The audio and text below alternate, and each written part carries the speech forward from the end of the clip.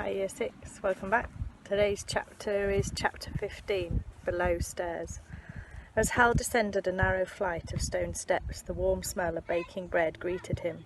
Gladys led him into a steam-filled kitchen with a range of stoves along one wall. Copper and silver pots and pans hung from ceiling hooks. A giant oak table in the middle of the floor was set with 4 places.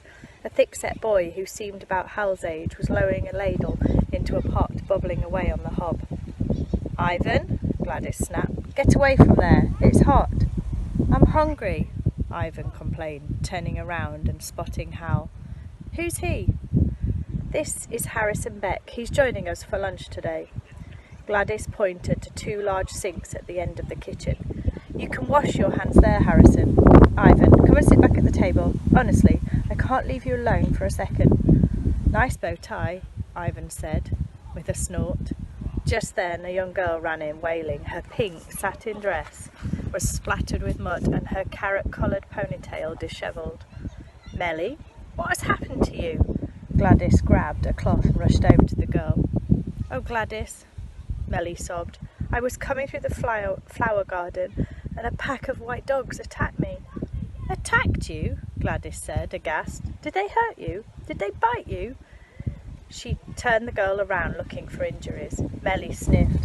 "They knocked me over and licked me." "They wouldn't hurt you," Hal said, drying his hands. "They're friendly dogs, just puppies, really." Melly scowled at him. "Are they your dogs?" "No." Hal took a seat at the table. "They belong to Lady Lansbury, but I met them on the Highland Falcon."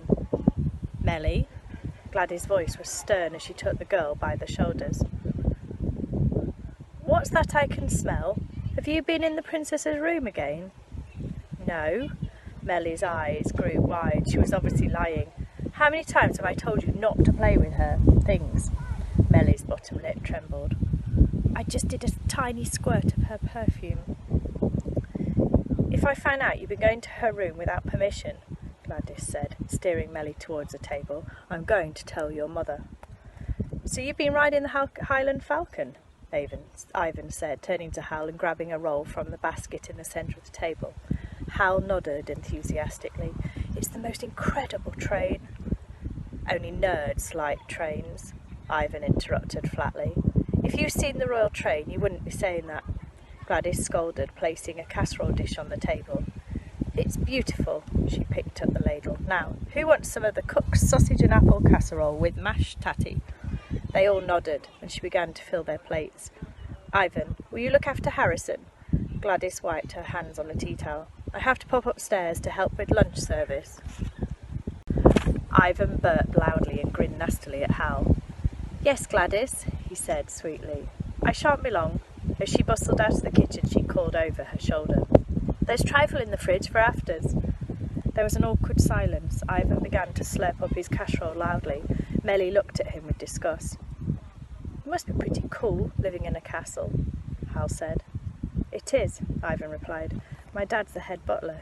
He's the boss of this place. I can go wherever I want. Nobody tells me what to do." "He isn't the boss," Melly scoffed. "I know places in this castle even my dad doesn't know about," Ivan boasted. "I have a map of secret passages. Sometimes I spy on the Queen." "No, you don't." Melly rolled her eyes and looked at Hal. "My mother is a lady-in-waiting. No one spies on the Queen. There are no secret passages." "R2?" "Could you show me?" Hal said, suddenly getting an idea. "I'd like to see." Ivan ignored Hal. "Who's a trifle?" He pushed back his chair back from the table and walked over to the fridge, taking out a dessert bowl. He brought it back and spooned out an enormous portion for himself. "Seriously, if it's true, you can go anywhere you want," Hal said, seizing his chance. "Why don't you prove it?" Ivan raised an eyebrow, filling his mouth with jelly and custard. "What if I don't want to?" he mumbled. Hal smiled. "Then I'll know you're talking rubbish," he said, crossing his arms. "Come on then," Ivan said, pushing his chair back. "You'll see."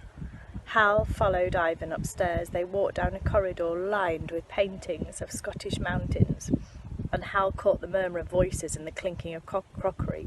He wanted a peep at the grown-ups eating their lunch. He had to know whether Milo was with them, but before they reached the dining room, a smartly dressed attendant stepped out from the doorway and held up his hand.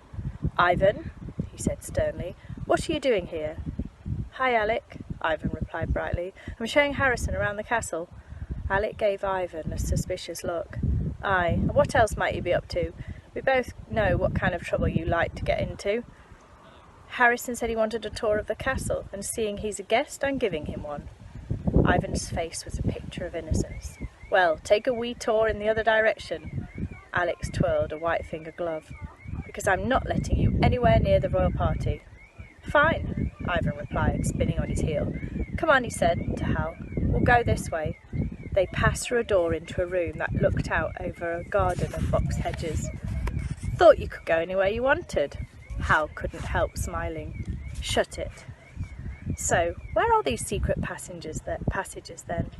"There's one over there." Ivan walked over to the window, dragging a tall back chair with him. "Come see." Curious, Hal followed him. "Get up on the chair and your hand along the top of the window," Ivan said. Hal climbed up and had to rise on his toes to reach the top of the window. "There's a lever," Ivan said. "Can you feel it?" Hal strained to stand as tall as possible and felt along the wooden frame with his fingertips, but he couldn't find anything. He heard a clunk and then felt a hand shove him hard. He fell forwards, out through the now open window. He landed face first in a flower bed, his chin sinking into the cold, damp earth. He spat out soil. Suddenly, from above, there was a loud bang. Hal looked up. Ivan had shut the window, was waving and grinning down at him.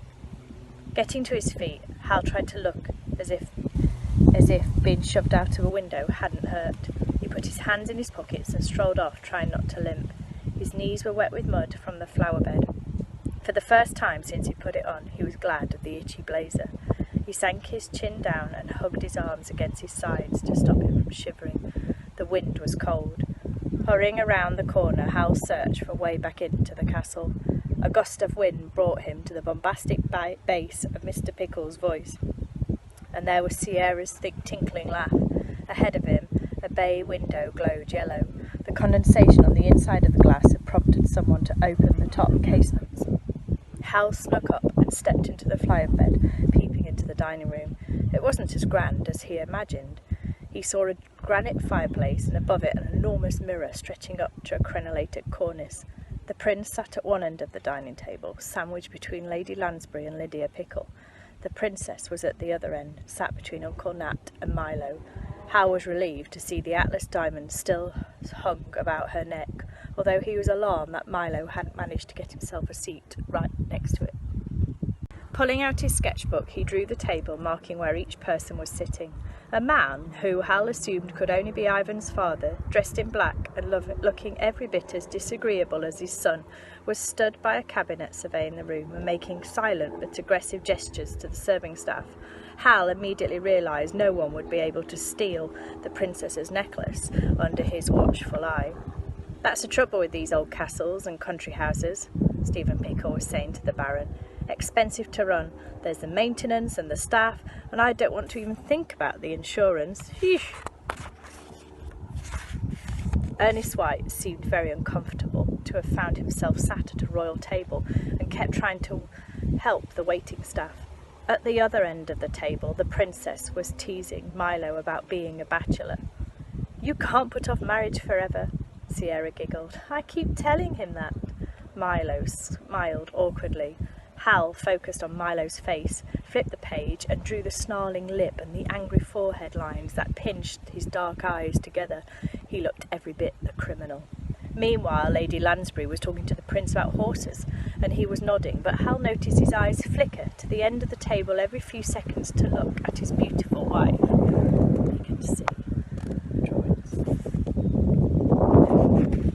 Hal turned another page, and his pen darted across the paper, getting down the lines of Lady Lansbury's profile and the distracted face of the prince, more impressions than actual drawings.